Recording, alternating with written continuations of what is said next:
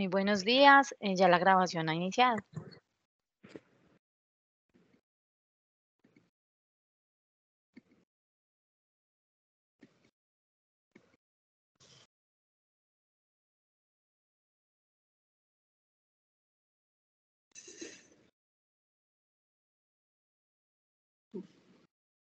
Muy buenos días, mi nombre es Ana María Jaramillo, residente de ginecología y obstetricia de primer año. El día de hoy tenemos seminario de técnica quirúrgica en el cual hablaremos de cesárea y esterilización. Mi asesor para esta charla fue el doctor Mauricio Urrego, docente del departamento. Entonces, primero empezaremos con la parte de cesárea. La cesárea es probablemente el procedimiento que más se realiza y con más frecuencia en obstetricia. Esta ha venido en aumento durante los últimos años y a partir de ahí se ha generado una serie de controversias, incluido sobre qué es lo que constituye una indicación adecuada, cuál es la técnica quirúrgica para realizar una cesárea. Hay que tener en cuenta que muchos de los aspectos de la operación, tal como se realiza hoy en día, no se basan como en ensayos clínicos aleatorios o técnicas que hayan demostrado ser superior mediante estudios rigurosos, sino que en algunas ocasiones son la culminación de muchos años de prueba y error, por así decirlo. En cuanto a la epidemiología, desde más o menos 1985, la comunidad internacional ha considerado que la tasa ideal, incluido pues la OMS, debe oscilar entre el 10 y el 15%. Cuando la tasa de cesáreas es inferior a este rango, el aumentar la tasa de cesáreas se ve beneficiado directamente en la mortalidad materno-perinatal. Sin embargo, cuando la tasa de cesáreas es superior a este rango, no se ha evidenciado que tenga como efectos para disminuir la tasa de desenlaces adversos materno-perinatales. En Colombia, en el 2013, la tasa de cesárea estaba en el 46%. Las principales indicaciones de las cesáreas incluyen una cesárea previa, distocia, un sufrimiento fetal agudo o una malposición del feto.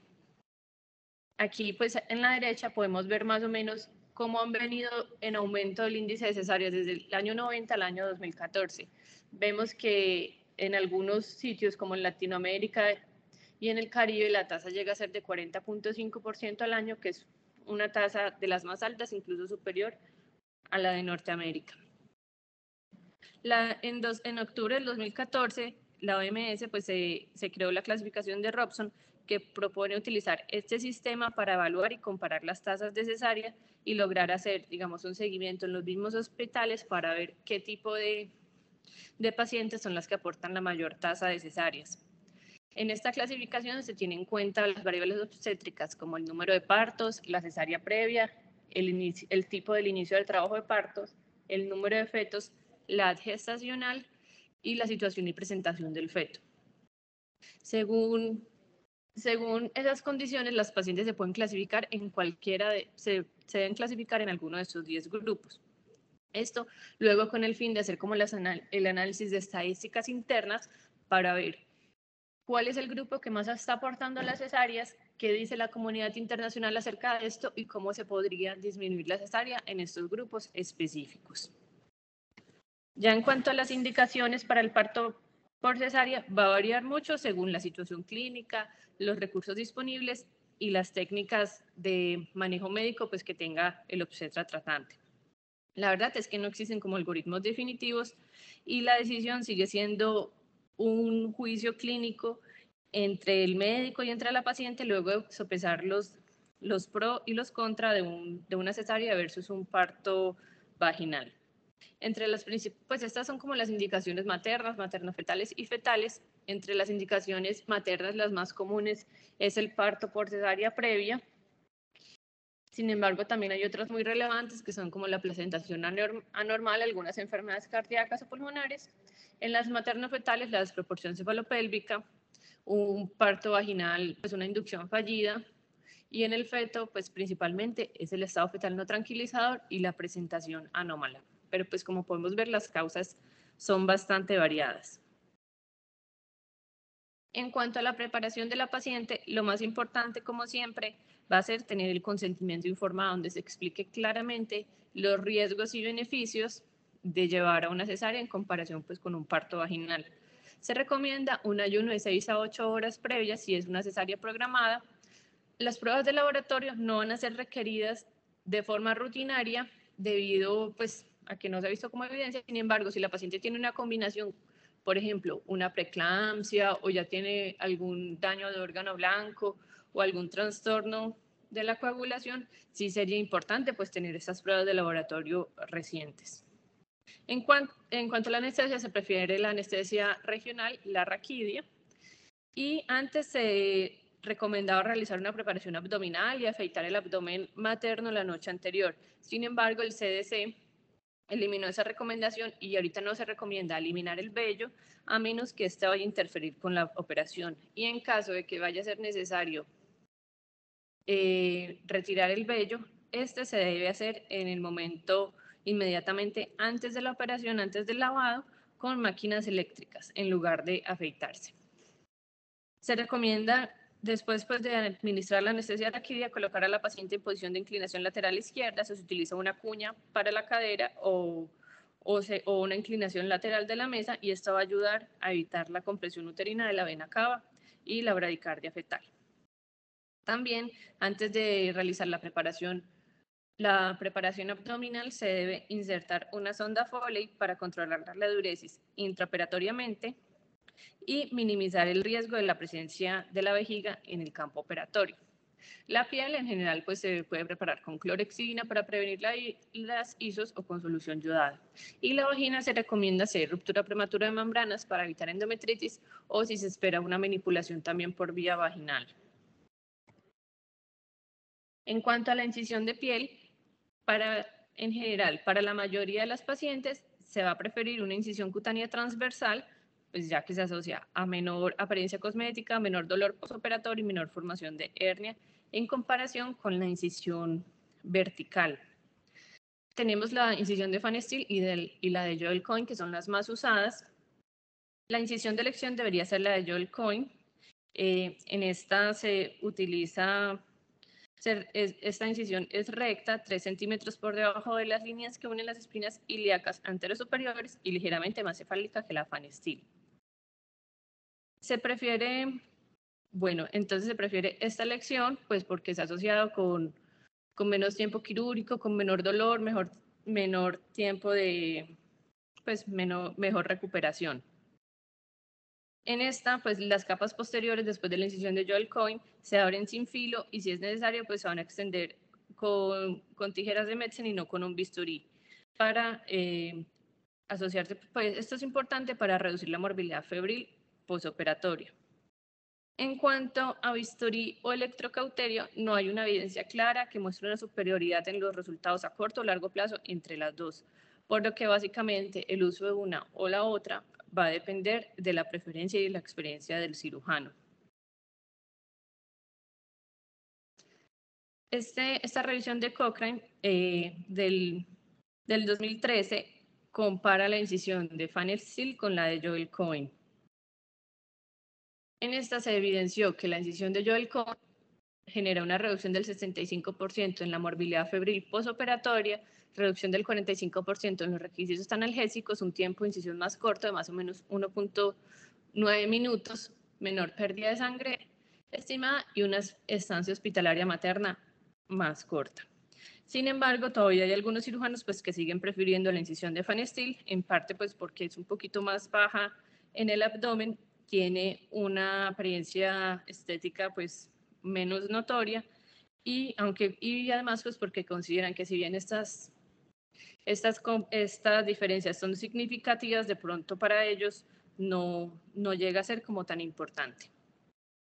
En cuanto a la apertura del tejido celular subcutáneo, no existen ensayos aleatorios que comparen específicamente las técnicas de incisión y de disección de los tejidos. Generalmente se va a preferir la disección Roma en vez de la disección cortante para reducir la posibilidad de la lesión de los vasos y pues y a su vez pues las complicaciones asociadas a esto. También en caso de que se utilice un bisturí, se puede hacer una incisión en el tejido celular subcutáneo de más o menos 3 centímetros más mediales y luego de esta se puede extender lateralmente con los dedos, que sería pues como parte de la técnica de Joel Cohen. Entonces, En cuanto a la técnica, empezaríamos con la incisión tipo Fan Steel o Joel Cohen, como ya les mencioné, la más recomendada es la de Joel Cohen.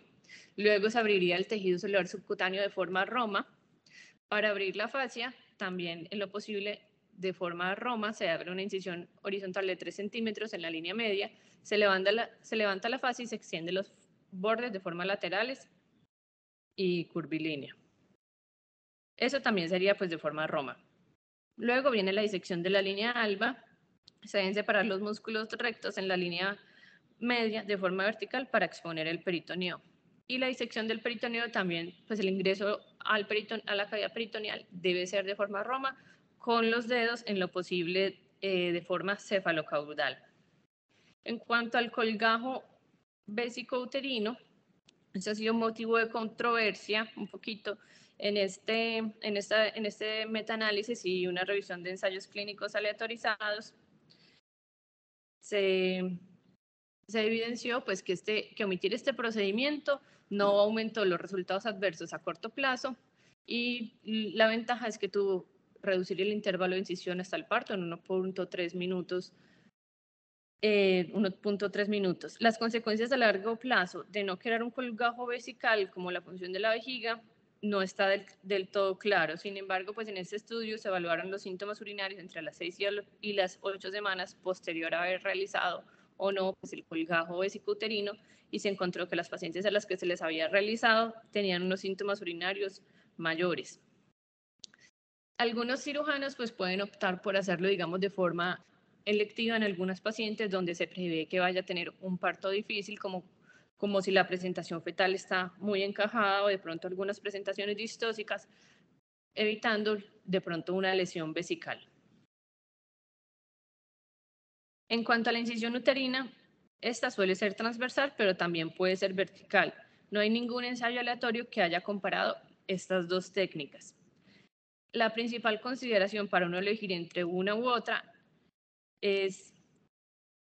va a incluir básicamente la posición del feto, la ubicación de la placenta y el tiempo pues como del trabajo de parto. Bueno, también se debe utilizar un retractor de Doyen para mejorar la exposición del segmento.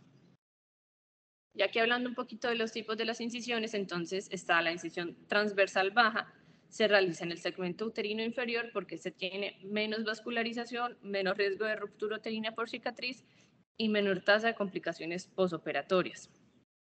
Esta se va a iniciar con precaución con el bisturí frío, se va a hacer a nivel central de 2 a 3 centímetros y en la dirección de las fibras y de los vasos miometrales y por encima del pliegue uterovesical. La introducción en la cavidad uterina se puede realizar con bisturí o con pinzas. Incluso algunos lo pueden realizar de forma digital cuando el miómetro es muy fino. Y la incisión se va a ampliar mediante tracción lateral con un dedo a cada lado o con tijeras de Metzen. La tracción lateral de los dedos es la preferida debido a que disminuye el riesgo hemorrágico en comparación con la sección mediante tijeras, que también hace parte de la técnica de Joel Cohen, que es abrir con los dedos. Listo, entonces la principal desventaja que va a tener esta técnica es que no es posible realizar una extensión lateral significativa sin riesgo de laceración de los vasos sanguíneos principales y que en ocasiones se puede requerir una extensión en J o en T invertida si se necesita una incisión más grande. Bueno, aquí sería como la forma de cómo se incidirían los 2-3 centímetros en la parte central del miometrio y luego aquí están las opciones de hacer la disección de forma Roma o ya con tijeras, como se haría con tijeras de Metzen. En cuanto a las incisiones verticales bajas y clásicas, las indicaciones generalmente se prefiere la incisión vertical. En cuanto a las clásicas, se va a preferir cuando hay un segmento uterino inferior poco desarrollado, cuando se anticipa que va a requerir una manipulación intrauterina mayor de lo normal. Esto puede ser, digamos, cuando ya hay presentaciones distóxicas, cuando hay patología del segmento uterino inferior que va a impedir una incisión transversa, por lo menos puede ser un leiomioma grande, una vejiga muy adherente, cesárea post-mortem y también nacimiento de un feto muy grande que ya son macrosomías anómalas o cuando algunas veces también la recomiendan, digamos, en las cesáreas de fetos siameses. Bueno, en cuanto a la incisión clásica, va a ser una incisión vertical que se extiende hasta el segmento o hasta el fondo uterino. Esta incisión pues va a ser rara y rara vez se realiza cerca al término, ya que se asocia con mayor tasa de ruptura uterina de 4 a 9% en comparación con las incisiones verticales bajas o transversas. Esta sería la incisión clásica, y la incisión vertical baja se va a realizar en el segmento uterino inferior y parece, pues algunos estudios sugieren que puede ser tan fuerte como la incisión transversal baja. La principal desventaja de esta incisión va a ser que hay una posibilidad de una extensión cefálica hacia el fondo uterino o caudalmente hacia la vejiga. Y también es difícil determinar si la incisión vertical baja realmente es baja, ya que la separación entre los segmentos uterinos inferior y superior no es muy fácil identificable, pero en general se tiene que si la incisión llega más o menos hasta el ligamento redondo, definitivamente pues debería considerarse como una incisión clásica. Y en cuanto también a las ventajas de la incisión vertical, pues va a ser que se puede ampliar mucho más fácil que la incisión transversa. La extracción fetal va a ser pues la etapa más delicada de la intervención, porque debe permitir un nacimiento atraumático rápido sin ampliar involuntariamente la histerotomía ni causar una lesión vesical. Entonces, para los fetos pues en presentación cefálica, los puntos claves son colocar los dedos alrededor de la curvatura de la cabeza para hacer la palanca, levantar sin flexionar demasiado la muñeca y no utilizar el segmento uterino inferior como apoyo, porque puede generar desgarros. Entonces, usando los dedos y las palmas, la cabeza se va a elevar, se flexiona suavemente para llevar el occipucio hacia la esterotomía abierta y luego se va a guiar a través de la incisión. También pues, se debe realizar la presión la presión en el fondo uterino para lograr cómo extraer el feto. Una vez se ha realizado el nacimiento de la cabeza, se revisa que no tengan circulares, se rota transverso y luego ya se extraen los hombros. La prematuridad extrema, una cabeza fetal profundamente impactada o flotante o incluso obesidad materna pueden dificultar la extracción de la cabeza fetal, lo que nos puede llevar a una impactación de la cabeza fetal. Esto es más probable que ocurra después de una segunda etapa prolongada o después de varios intentos fallidos de parto vaginal instrumentado. Esta se va a considerar impactada si no se puede sacar suavemente de la pelvis durante un examen vaginal entre las contracciones, o si no hay suficiente espacio entre la cabeza y la sínfisis del pubis para permitir el parto con maniobras estándar de extracción fetal. Hay que tener en cuenta que el uso forzado de maniobras estándar puede causar un trauma materno y o lesionar gravemente al feto. Este es un algoritmo del Royal College propuesto para qué hacer en caso de cabeza fetal impactada. Entonces ellos dicen que lo primero es uno anticiparse a que esto puede suceder, ver las características clínicas que puede tener la paciente, que puedan llevar a una impactación de la cabeza fetal, como una estación fetal baja, una malposición de la cabeza fetal, una dilatación cervical avanzada o un fallo en el parto vaginal instrumentado. Hay que explicarle a la mujer pues que esto puede ser una posibilidad, y también pues ellos hablan allá de la partera. Entonces, prepararse, alertar a todo el equipo, y cuando ya se realiza la cesárea y se da cuenta y ha fallado pues como la extracción con las maniobras usuales, entonces se diagnostica que hay una cabeza fetal impactada. Hay que declarar pues que es una emergencia, avisarle a todo el equipo claramente pues que la cabeza fetal está impactada, llamar a los miembros del equipo pues como más experimentados, solicitar ayuda. Aquí ellos recomiendan realizar una pausa y recomiendan la tocolisis. Esta tocolisis se puede realizar con nitroglicerina, ya que produce una relajación uterina rápidamente. El inicio de la acción pues va a ser inmediato y la relajación va a durar de 3 a 5 minutos. Ellos sugieren iniciar con 50 microgramos de nitroglicerina IV seguido hasta 4 dosis. Luego de esto, la primera maniobra que ellos recomiendan va a ser como intentar una desimpactación cefálica abdominal. Entonces, esto se hace, pues digamos, normalmente para hacer la extracción del bebé, como ya lo vimos, la mano se pone entre la línea media, entre la sínfisis púbica y el cráneo para elevar la cabeza hacia el abdomen para el parto. Sin embargo, pues cuando esto está fuertemente impactado, puede no ser posible. Entonces, teniendo en cuenta que el diámetro transversal de la pelvis materna es más ancho que el diámetro AP, entonces se puede entrar lateralmente, colocar la mano y soltar la cabeza fetal impactada. Para eso se va a ubicar la mano lateral a la cabeza fetal, la mano se pasa sobre la cara o sobre el occipucio y se flexiona hacia la palma de la mano. Y ya cuando la tenemos flexionada hacia la palma de la mano, no se va a elevar la cabeza fetal, pero no hacia el techo, sino como hacia la cabeza de la madre, como para lograr sacarla de ahí, desimpactarla. El brazo es importante mantenerlo recto y paralelo al cuerpo de la madre. Y ya cuando se logra como sacar, luego de traccionar hacia la cabeza materna, ya en este momento, ya como ya está elevada la cabeza, ya se puede practicar el parto por cesárea de forma tradicional. Bueno, ya digamos, si esto no funcionó, la siguiente maniobra sería, pues aquí ellos consideran que uno puede cambiar de manos para ver si de pronto con la otra mano puede lograr una mejor aproximación. También consultar pues al equipo obstétrico y anticipar y preparar, es decir, avisar al equipo neonatal de que posiblemente pueden tener una reanimación. También prepararse para una hemorragia postparto y en este caso considerar el balance y el riesgo entre cuando nazca el bebé, hacer un clamplear el cordón de forma inmediata o retrasada. En cuanto a las siguientes maniobras, la verdad es que ellos no mencionan que haya una superior a la otra. Elegir entre el parto abdomino-vaginal, que sería como el método de empuje, o la extracción de nalgas a la inversa, va a depender básicamente de la experiencia del cirujano en esos momentos.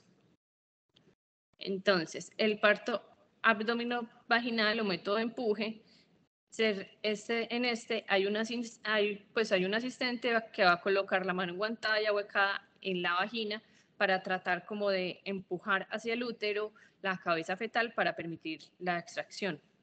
El obstetra en la parte abdominal se va a ayudar desde arriba, también va a estar generando una tracción constante hacia arriba sobre los hombros del feto e intentando flexionar la cabeza flexionar la cabeza. Hay que tener en cuenta que, digamos, para realizar esta maniobra desde la parte vaginal, la paciente se puede, si digamos, si la camilla tiene en esos momentos unos estribos, se puede subir las piernas a los estribos, pero pues generalmente no lo tienen, entonces simplemente sería como poner las piernas en posición de rana. Este procedimiento pues tiene sus riesgos, ya que esto puede aumentar el riesgo de extensión pues de la incisión uterina, lo que puede generar como lesiones anatómicas, por ejemplo, a la vejiga. Además, también está asociado a una morbilidad fetal grave, incluida pues la fractura de cráneo, debido a toda esta presión que se está ejerciendo. Entonces, es importante que esta presión se ejerza de manera uniforme y constante y no tampoco con una fuerza tan excesiva. Bueno, ya si esto no funciona, se puede intentar la siguiente maniobra, que sería la extracción de nalgas a la inversa. Para esto, ellos consideran que se puede realizar una incisión en T o una incisión en J como para facilitar este procedimiento, pero tampoco es necesario. Listo. Entonces, en esta, básicamente, la mano del ginecólogo se ingresa en el útero, hacia el fondo se agarran los pies y ya luego se tiran hacia afuera como para generar que nazcan primero los pies. Luego de que los pies atraviesan ya la incisión, el parto se realiza pues como una extracción podálica típica, con cuidado de evitar pues la hiperextensión del cuello. Incluso algunos cuando piensan que la cabeza, desde inicios, pues de antes de realizar la incisión, que la cabeza fetal está muy impactada, que va a ser muy difícil, pueden considerar ingresar con una incisión mediana para facilitar, digamos, esta técnica. En realidad, uno debería primero probar cualquiera entre la B y la C, alguna de estas, y ya por último tenemos el método pues, de los hombros primero. Digamos que uno de los signos de que la cabeza fetal está fuertemente impactada es que después de hacer la esterotomía, no vea la cabeza fetal, sino que vea los hombros.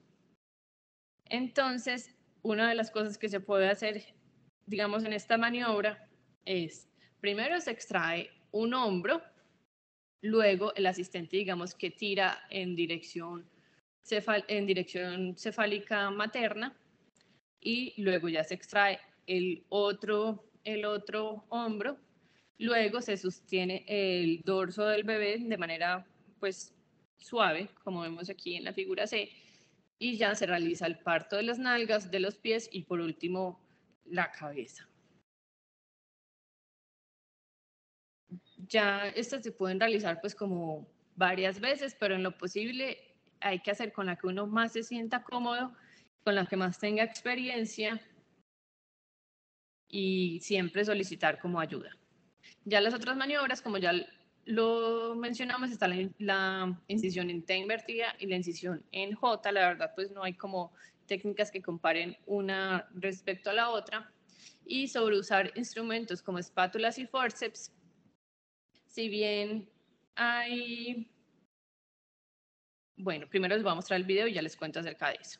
Entonces, este sería como un video de cómo realizar la extracción fetal con medio de los forceps. Ellos utilizan las cucharas de Cell y la de Coin. Nosotros, pues aquí en nuestro medio tenemos estas que son las espátulas de Velasco. Bueno, ya en cuanto a las recomendaciones del Royal College, ellos recomiendan tener precaución con el uso de un solo forceps por el riesgo de la lesión visceral materna, más que todo pues de la vejiga. Sin embargo, ellos dicen que no hay como suficiente evidencia como para recomendarla o descartar su uso. Entonces que ya queda como a decisión como de cada quien. También dicen que de las técnicas anteriores, pues no hay como ninguna que prime sobre la otra. En lo posible, sí, lo que se prefiere es dejar la del nacimiento de los hombres primero de última. Y hay unas que ellos sí recomiendan que no se deberían utilizar, digamos, el llenado de la vejiga, que sería en ese momento por medio de la sonda vesical, instilar más o menos, llenar la vejiga puede ser con 300 o 500 cc de solución salina, como para ver si esto hace que la cabeza fetal suba o se desimpacta, o utilizar las ventosas por vía abdominal. Eso definitivamente ellos recomiendan como que deben ser maniobras que se deben evitar.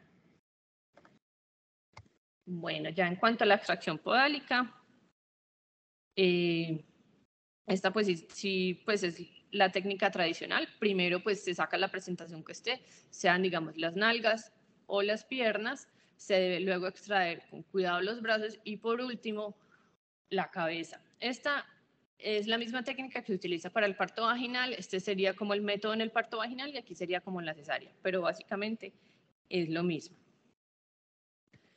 En cuanto al alumbramiento, pues se recomienda utilizar 5 unidades de oxitocina intravenosa de forma lenta para estimular pues, la contracción del útero y disminuir la pérdida de sangre. Se recomienda un alumbramiento activo y no mediante extracción manual. Esto es basado en una revisión de Cochrane en la que evidencia que la extracción manual va a resultar en una tasa más alta de endometritis posoperatoria y mayor pérdida de sangre. Luego luego que se hace el alumbramiento activo, se limpia con compresas limpias la cavidad para evitar cualquier resto de membranas o tejido placentario. Esa es la forma en cómo se haría en caso tal, pues una extracción manual, pues en caso de que haya pues adherencia. En cuanto a la histerorrafia, hay muchas controversias en cuanto a cómo se debe hacer, en cuanto a si se debe exteriorizar o si se debe hacer una o dos capas. Bueno, en cuanto a la exteriorización, esta revisión analizó más de 20 ensayos clínicos aleatorios, más de 20.000 pacientes participaron y se evidenció pues, que en los pacientes que había que había exteriorización uterina, presentaron más náuseas y vómitos intraoperatorios y dolor postoperatorio en las primeras 6 horas. Sin embargo, esta puntuación de dolor fue similar en las 24 horas. Ellos dicen que aquí no es posible, como digamos, ellos pues como que no llegaron a un análisis acerca de la hipotensión que puede producir debido pues a que no tenían como unos parámetros como bien establecidos y que eso dependía mucho pues de los anestésicos que se usaran como en cada institución. Sin embargo, en esos momentos la recomendación es no realizar la exteriorización uterina. En cuanto al cierre de 1 o 2 planos, el American Journal of Obstetrics publicó este estudio en 2014, que es una revisión sistemática y un metaanálisis de 20 ensayos clínicos aleatorizados con 15.000 pacientes, y ellos concluyen que según pues el estudio, los eventos adversos son similares para los cierres de 1 y 2 capas, excepto pues que el cierre de una sola capa pues va a llevar menos tiempo. En cuanto a las complicaciones de morbilidad infecciosa, materna, morbilidad infecciosa, endometritis, infección de heridas y transfusión de sangre, ellos no evaluaron como una diferencia estadística. Sin embargo, ellos consideran que igual la ruptura uterina es una preocupación teórica importante, sino que también como tiene tan baja incidencia, de pronto no pudieron encontrar como diferencias estadísticas.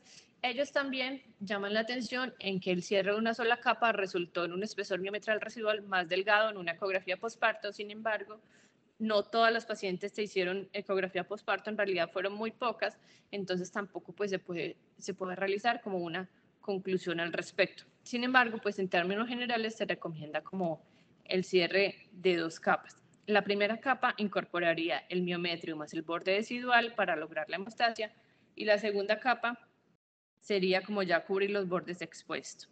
Y se prefiere la sutura continua simple en comparación a la no se recomienda la sutura continua cruzada a menos de que haya un sangrado arterial evidente.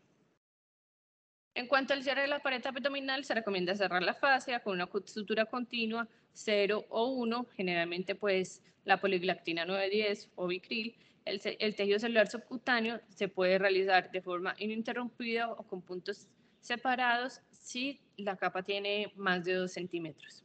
Y la piel se puede realizar una sutura continua o incluso con grapas. Eso ya depende del cierre que prefiera el cirujano. En cuanto a los procedimientos innecesarios, está el cierre del peritoneo, tanto el visceral y el parietal. Hay revisiones sistemáticas, esta que cito aquí al pie de página, en el que compararon el cierre versus el no cierre del peritoneo. ¿Qué se concluyó? Que no cerrar el peritoneo genera un ahorro del tiempo quirúrgico y que en cuanto a los síntomas urinarios, más o menos a las 6 semanas postpartos eran mayores en pacientes que se les había cerrado el peritoneo. Sin embargo, no hay como estudios que comparen a largo plazo si esto afecta o no afecta.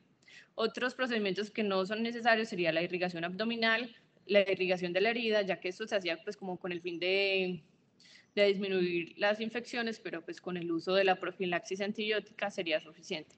Y la reaproximación de los músculos rectos, en lo cual pues tampoco hay alguna evidencia. Bueno, aquí ya pasaríamos a la esterilización quirúrgica. No sé si de pronto alguien quiera hacer algún comentario o hacer algún aporte acerca de la técnica de la cesárea como para ya pasar a la otra parte.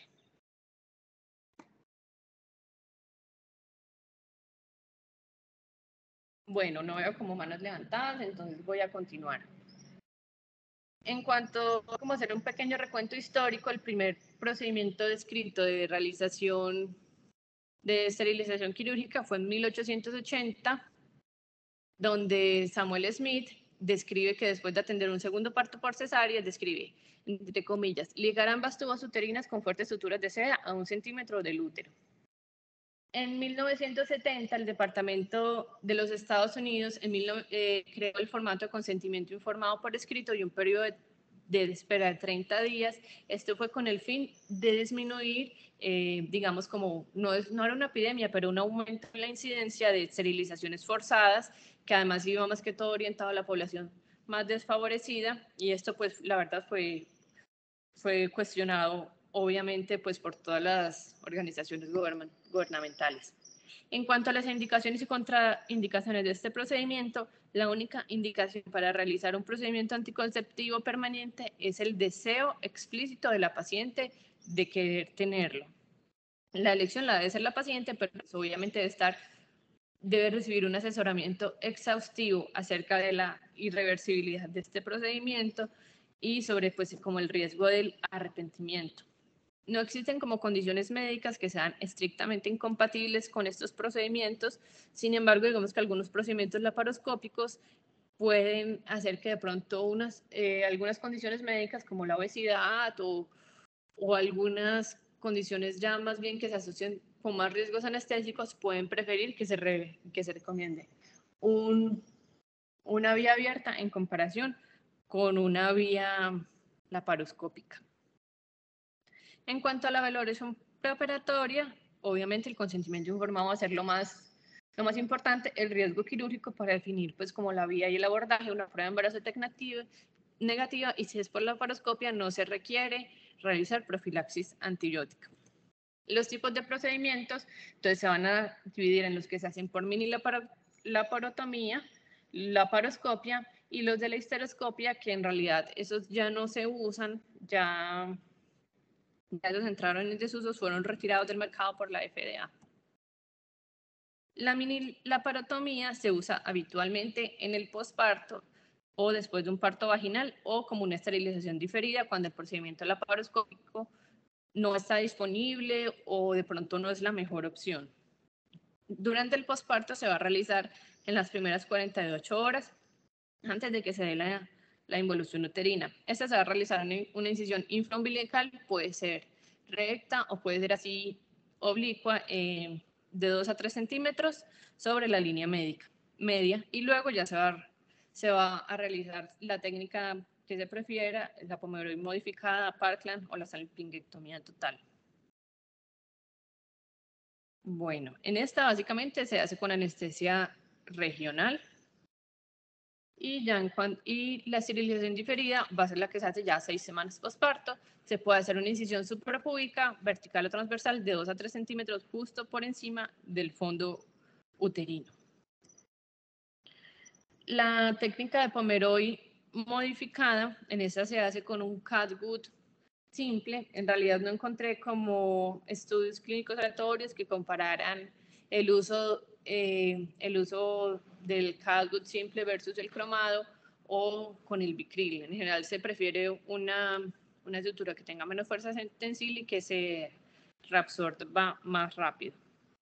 Entonces, para este método se va a sujetar la trompa uterina en la porción ísmica, pues con unas pinzas atraumáticas, pueden ser las pinzas de vacuum, y con un catgut simple 1 se forma, pues luego que se forma el asa, se hace como el nudo, se amarran ambas tubas, luego con una tijera de Metzen se perfuma el mesenterio y luego se cortan ambos extremos y se cauteriza. La técnica de Parkland, en este método pues se va a levantar la tuba con las pinzas de vacuum en su porción ísmica y con tijeras o pinzas hemostáticas se va a perforar el mesenterio, el mesosalpinx, y se va a introducir las suturas a través de ambas ventanas, y estas se van a anudar pues de forma proximal. Y luego se va a seccionar ambos lados de la tuba y se cauterizan los extremos. La fimbrectomía distal, esta sola no se recomienda como método anticonceptivo permanente, ya que es el que más tasas de fallos va a presentar. Y esto es presumiblemente a que quede como una luz tubárica residual. Bueno, esta se va a utilizar, lo mismo se va a fijar la trompa con un vacuum, la porción fimbriada de la trompa se va a sujetar con una pinza Kelly y se va a colocar al lado otra pinza Kelly, y en el extremo fimbriado se va a cortar, y eso pues hay veces se puede enviar o no a patología dependiendo de la indicación por la cual se haya hecho, y la trompa pues se va a ligar y se sutura con sedado. con CA20 recomiendan en este caso. Y ya la salpingectomía completa, pues es reseccionar toda la tuba. En esta se va a identificar la trompa en el extremo fimbriado, se va a liberar pues como cualquier adherencia y luego se va a dividir. Esto se puede realizar con un electrocauterio o de forma Roma y ya se haría pues la resección de ambos lados. Esta ha venido ganando últimamente más auge debido a que en algunas ocasiones se ha considerado que esta puede disminuir la incidencia del SEA de ovario, ya que se ha visto pues que estas células cancerígenas se pueden empezar a formar en la trompa, pero pues todavía hacen falta como más estudios como para, digamos, recomendar esto sobre las otras. La salpingectomía completa puede tener más riesgos más dificultades en el momento de realizarla, debido a que pueden haber más adherencias y puede ser más difícil lograr la disección completa. Bueno, y aquí sería pues como el procedimiento. Los procedimientos de esterilización por laparoscopia, estos van a requerir de un puerto umbilical para el laparoscopio y puertos bilaterales en los cuadrantes inferiores. Se puede realizar la salpingectomía total, el pomeroy o la cauterización. Esta sería la salpingectomía total. En esta también puede ser de mayor difícil acceso debido pues a lo mismo a las adherencias y que incluso pueden requerir un puerto adicional pues que sea un movilizador uterino como para facilitar este corte. En cuanto a la electrocirugía, se emplea pues la energía de radiofrecuencia para desecar las trompas y en mesosalpinx adyacentes se recomienda utilizar un dispositivo bipolar, no usar el dispositivo unipolar por el riesgo de quemadura. Y se debe fulgurar al menos un segmento de 3 centímetros. En cuanto a la eficacia, este es el estudio CREST, que fue publicado en 1996 y es el que todavía sigue vigente como hasta el momento, en el que compara las técnicas de esterilización. Este fue un estudio multicéntrico que se llevó a cabo entre los años 78 y el 87 y se compararon 10.687 pacientes. Aquí las técnicas comparadas fueron la minilaparotomía, la anticoncepción permanente por laparoscopia, utilizando las bandas de silicona, los clips de resorte o la electrocirugía bipolar o monopolar. Se consideró pues que básicamente cualquiera de estos métodos, pues en combinación de estos métodos, tenían una tasa de fracaso acumulada a 10 años de 18.5 por cada 1.000 mujeres. En cuanto a la eficacia, estas son las tasas los números que están entre paréntesis son las tasas de fracaso por cada 1.000 pacientes en la incidencia acumulada durante los 10 años. Lo que les digo, ya la electrocirugía monopolar la puse acá, pero ya entró en desuso por el riesgo de quemaduras térmicas. Importante y que llama la atención es que la salpingectomía parcial postparto tiene una tasa menor de fracaso, incluso comparado con la salpingectomía parcial de intervalo. Eso es muy importante, pues teniendo en cuenta ahorita el auge que ha venido teniendo la minilaparotomía postparto. Eso ya les voy a hablar un poquito más adelante. Las bandas de silicona, la verdad, no es algo que se utilice mucho en nuestro medio. La electrocirugía bipolar, vemos que también tiene una tasa baja de 3.2 a 6.3 y la aplicación de clips de resorte, que tampoco tiene como mucho cabida en nuestro medio.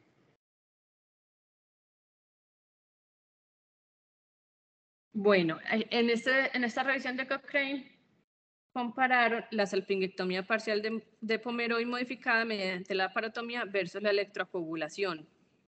En esta, la verdad, no hubo como diferencias significativas en cuanto a la electrocoagulación o la salpingectomía, es decir, que se puede utilizar como cualquiera de esas. En cuanto a las causas del fracaso anticonceptivo, una de las principales pues puede ser que se haya ocluido una estructura incorrecta o se haya resecado la estructura que no es decir, no la trompa, sino el ligamento redondo. Por eso es importante antes de cortar o de realizar la resección, ver que sí sea la trompa, ver que sí estén las fimbrias. También puede ser una oclusión tubárica incompleta, la formación de una fístula o una recanalización espontánea de la luz tubárica, que ya es más bien bajo.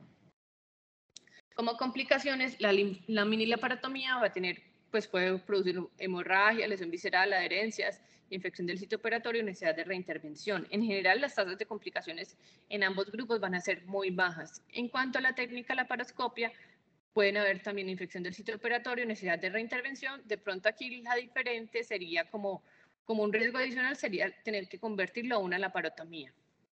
También pues ya serían las complicaciones de la anestesia general o de la insuflación por el CO2. Ya como comentario final, les queríamos dejar como este mensaje: la anticoncepción posparto, una prioridad médica. Este estudio que se trata de un incumplimiento de la anticoncepción permanente posparto deseada y resultados de salud materna y del embarazo resultantes. Este estudio fue publicado este año, en febrero. Es un estudio de corte retrospectivo de pacientes que deseaban la anticoncepción femenina permanente como su plan anticonceptivo posparto y dieron a luz con más de 20 semanas. Esto se llevó entre el 2012 y en el 2014 en un hospital en Estados Unidos. ¿Qué se vio? Que solo el 14% de las pacientes que no recibieron la cirugía anticonceptiva deseada en el posparto recibieron un método anticonceptivo alternativo entre los 90 días. Esto es una situación preocupante. Se ha visto que existen numerosas barreras para la anticoncepción permanente. Esto puede ser tanto a nivel del paciente, del nivel de los proveedores, en este caso serían las EPS, los hospitales y las políticas.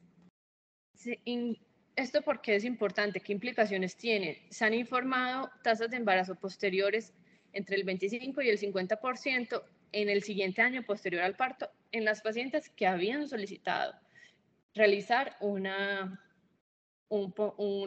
anticoncepción posparto. Y además, ¿esto qué trae? Que se ha asociado con con periodos intergenésicos más cortos, de menor a 18 meses.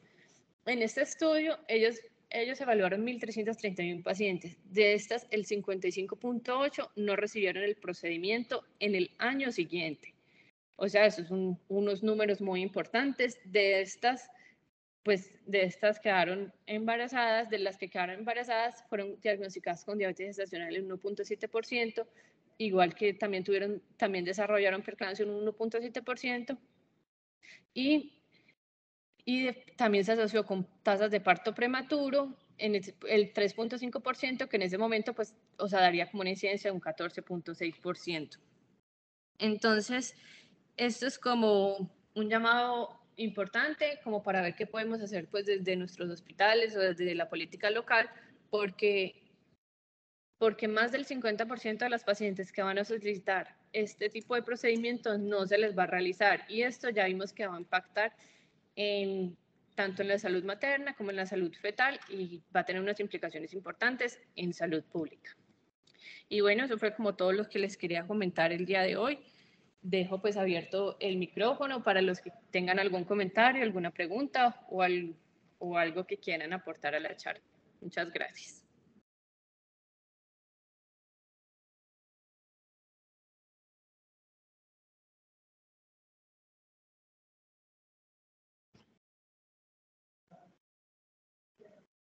No sé si de pronto el doctor Mauricio tenga algún comentario. No, Ana, yo creo que muchas gracias por la presentación. Creo que la cesárea ha tenido muchos cambios a lo largo del tiempo. Ya sabemos que hay cosas que realmente no se deben hacer, otras que todavía la evidencia no es tan fuerte para decir sí o no, pero cada vez creo que vamos como mejorando y refinando la técnica.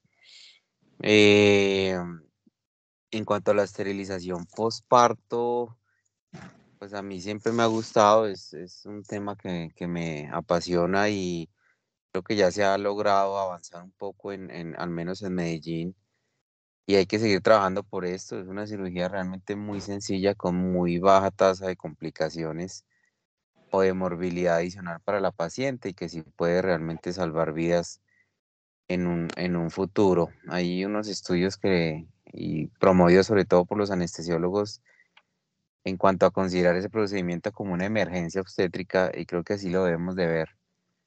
Entonces debemos seguir capacitando al personal en formación y a los colegas en esta técnica, y que ojalá se pueda ampliar su uso en el departamento y por qué no en el país. Bueno, no, Ana, muchas gracias. No sé si hay alguna pregunta, comentario acerca de la revisión. Bueno, no veo como manos levantadas, entonces muchas gracias a todos por su asistencia y damos como por finalizada la reunión. Así. Perfecto. Bueno, Ana, muchas gracias. Gracias